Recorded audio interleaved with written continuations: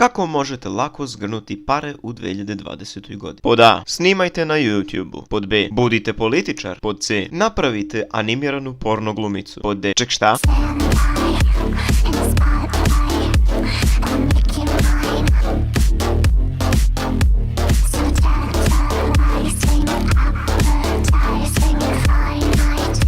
...2020. godina je. Ljudi su govorili da će čovečanstvo postići svakakva čuda do ove godine. Ohio svima. Ovdje vaš seksi humanoidni oblik koji živi u 21. veku. I mogu vam reći da još uvijek nismo izlečili kancer, nego ga već samo širimo i to na razne načine. Danas ću vam otkriti novi izum koje je čovečanstvo osmislilo. Verujem da svi znate šta je chaturbate. Ako ne znate, imate suviše čistu dušu za ovaj kanal i molim vas izađite, želim da vam spasim život. Mada ako baš insistirate da vam otkrijem ovo, bit ću pravi gentleman i raditi baš to. Ovo je sajt gdje lepe tete maze svoju macu diskreciju i od toga zarađuju divnu i poštenu kintu. Ja jebeno mrzim kurve i to pogotovo ovu sortu, jer kad sam bio mali i glup ko kurac, donirao sam jednoj dami $20, ali kratko rečeno bio sam sinovan jer je ona bila suviše zauzeta pričajući o svojim životnim problemima. Na jebenom chaturbate-u,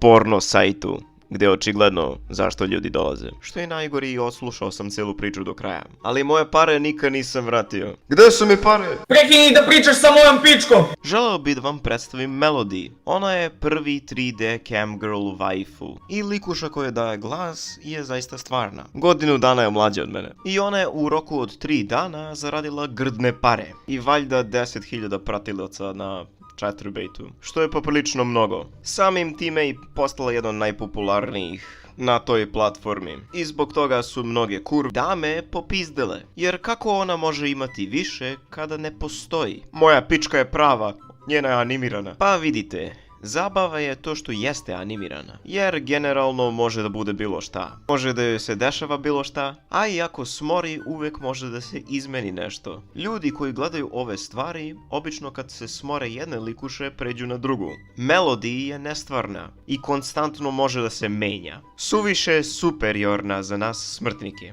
Pa zato mi i ide u logiku zašto ona ima toliko gledalca. I verujte mi, ima mnogo ljudi koji bi gledali ovakve stvari. Tako da ovo je bio pun pogodak, kogod da je smislio ovo. Ako neko pita kako Melody funkcioniše, evo vam i objašnjenje kako. Likuša koja daje voice ima odelo koje je povezano sa animiranim likom. I šta god ona da radi, radi i taj lik. Sad nemojte me shvatite pogrešno. Ja nisam neki fan ovoga što ona radi, ali ona je za mene jebeni heroj. Jer ona je dokazala kako jedan jebeni animirani waifu može drastično da promeni nečiji community. A i zato što je izjebala sve žive kurave, jer je zaradila skoro duplo više od njih u roku od 3 dana. Anime ima mnogo veću moć nego što ljudi misle i mnogi ljudi to podcenjuju. Tako da sviđalo vam se to ili ne, ne možete ništa da uradite u vezi toga. Naravno bio je kolektiv kurava koji su krenuli da vređaju Melody, a i celu njenu publiku zbog samog njenog koncepta. Bilo je zanimljivo i kad su vređali anime fanove zbog ovoga, ali to nije ni malo pametno.